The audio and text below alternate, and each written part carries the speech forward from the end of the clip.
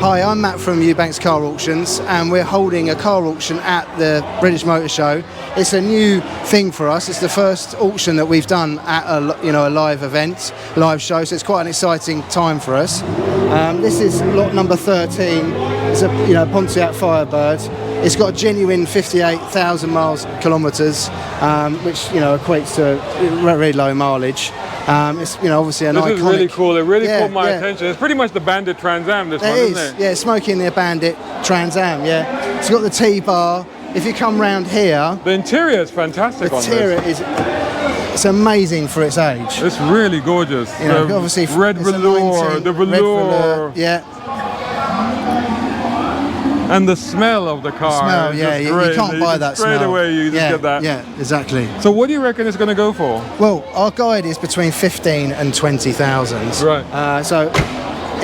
Is that on par for this car at this point in the market? Yeah, that's on par. So anywhere between 15 and 20 is a really good price for a Trans Am.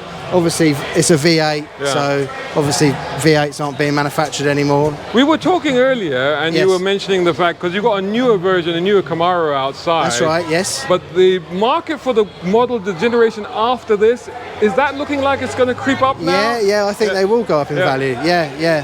And at the moment, they're really good price at the moment. I actually just had two guys up on our stage earlier. I had Sam Hard of Hard Up Garage, and I had Paul Cowland. Yeah. And they both apparently have Knight Rider replicas. Oh, have they? Yeah, Paul came over and saw me earlier. Yeah, that's right. Amazing. Yeah. So it looks like the market for those is going to start to go up, right? Keep an eye out for one of those, definitely. Man, seriously. And Sam had a manual version. You're joking. That is really rare. That is rare, isn't it? Yeah. Oh, what do Obviously, you think normally they're automatic. So what do you think the value would be of a 1982 plus manual Trans Am?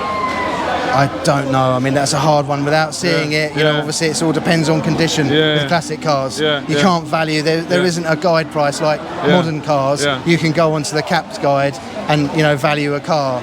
It's worth what you're willing to pay for it, exactly, right? It's worth what people are willing to pay. Is that Columbo's car over there? Well, it's very similar to Columbo's, You know what I mean, right? Yeah, no, exactly. He famously drove one, right? Yeah, he did famously drive one. Was that the only one they had in America or something? That's right, yeah. It's a very unique car.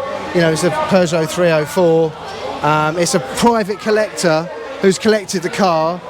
It's in fantastic condition for its age. It looks beautiful. Yeah, that's right. It actually really does look really good. It's a genuine 82,000 miles example. Rare. Yeah, they are becoming very rare. Yeah, so 10 to 14 you've got estimated. Being right-hand drive. Oh yes. It's really rare. Manual example. So why is it right-hand drive? Was it a UK spec car? Yes, UK supplied. Okay. Yeah, UK supplied car. That's right. Yeah. And what does it take to run something like this? Can you still get bits and pieces for it? You can still get bits and pieces, yeah. There's a lot of companies out there for classic car parts that will supply, Peugeot. Even, obviously, it's 49 years old now, so you have to find a good mechanic to be able to look after it. But exactly. I feel like I need an anorak, and I just need to go one more question. Yeah. Let's go over there, because you got this amazing Alvis over there in the corner. Right, that's the star of the show. Tell me about that. Let's walk over there. Yeah. Tell me about the car. Where did you find it? What is it? Well, the actual owner is here. He's standing with the car at the moment.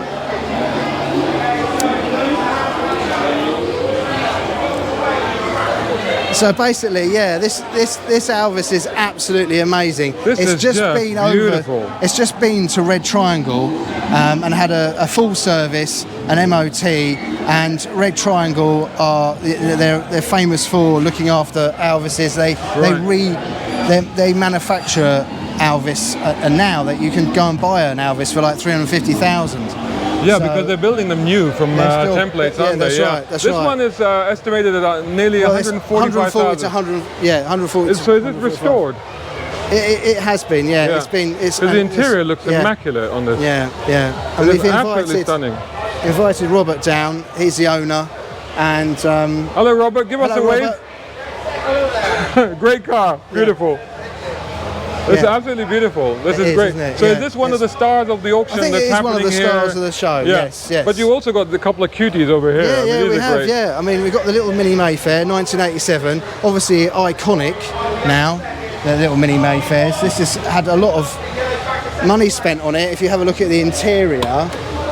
Oh wow, that is very nice.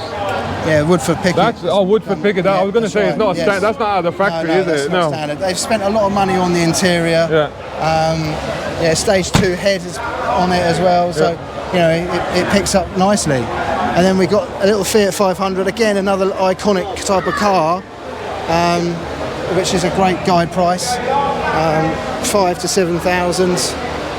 This is 5,000 to 7,000 for one of these. Amazing. Yeah. And again, really good condition inside now. This is original though. It looks original, right? Yeah, it's totally original inside. Yeah. It's such a cute little thing. It's got really you need to have the canvas top. Let's go outside because let's go outside I want to look at. I want to look. Stock outside. Well, you got more stock outside, but also you've got something that I think a lot of my viewers will relate to, and that's this thing here in the corner. Oh yes, which is directly from India. It looks like. Look at this. Is this you were expressing interest in this earlier, weren't you? I was. I thought it's fantastic. Yeah, it is fantastic. And it's for 3 to 4 grand. No, I know, that's for nothing. And it is actually an Indian rickshaw. It is. It's imported from India. Yeah. And the lady bought it just purely to have a bit of fun, and she drives to shops, to the pub, and obviously attracted a lot of attention while she was doing it. So she actually used it. That's incredible. It was her pride. Look, I like this. I like what it says back here. Yeah. Saw it, wanted it, threw a tantrum. Got it. So, and I like the fact it's got a spade on it. Yeah, it's got the spade on it as well. That's right. Yes. So who? There's 150cc. You know, it's like, you know, it's a 3-wheeler like driving a Vespa. Oh, and it's got eyelashes as well. It's got the eyelashes, But so who is going to buy this? Do you think it would be a collector, or do you think again it might be somebody that would put it to use? It could be someone who put it to use, you know, and as a promotional vehicle. Or you know, as a collector, as just a bit of fun to go and ride down the shops and attract a bit of attention. Maybe it should be an Uber. Or an Uber, actually. Yeah. Why or not? Change it. So what else have you got in the auction? Well, we've got this. This actually is really rare because obviously it's a Land Rover Series 3, but that has been stored in a barn all its life, so 1973. So this is literally a barn find. It is a barn find, and we pulled it out of the barn. Ollie and I, a colleague of mine, we went and picked it up. Oh, I see. So it's one owner, genuine 32,000 miles, which is, you know, is really, but it's a restoration project. Yeah, it's definitely a project. You know, it does turn over.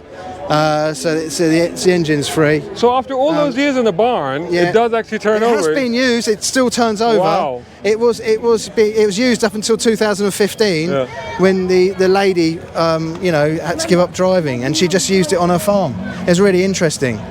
You know, and it's an amazing find. So you do come across them, and it's, you know, that's one for the enthusiast. Now this is one of my favorite cars. Yeah, the M100 Lotus. Yeah, and it's a turbo as well. It's much underrated. Yeah, it looks like in terms of handling, there was just nothing to touch it back in the day. You know. Yeah, that's right. And it's got the Garrett turbo, which is it gives that smell, you know, of old school motoring. You know.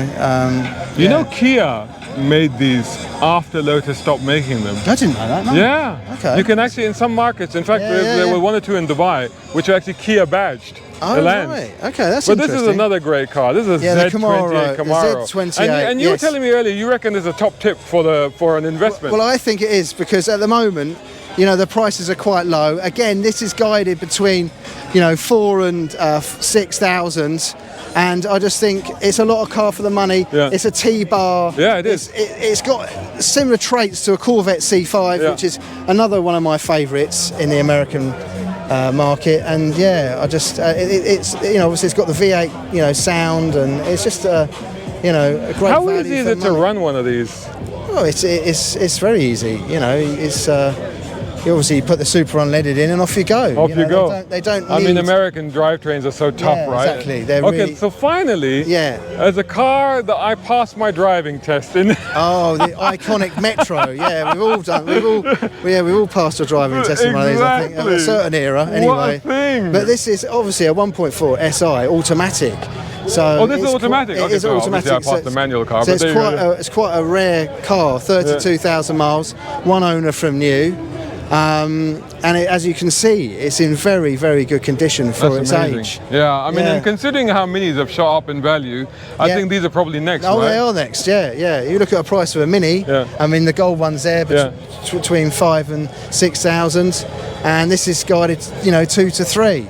Do you So think it'd be that interesting to because see what happens on the day. Do you think that because, you know, back in the day, these cars just used to be everywhere? Yeah. I mean, they're everywhere, but suddenly they've all disappeared. No, you don't see them. So No. the rarity is like really pushing the value up on these so that's now. what will push the value up. It's just the rarity, and people just remember them. You know, I learned to drive in it. You know, Mum used to take them to school in it. Exactly. And that sort of thing. Exactly. So yeah.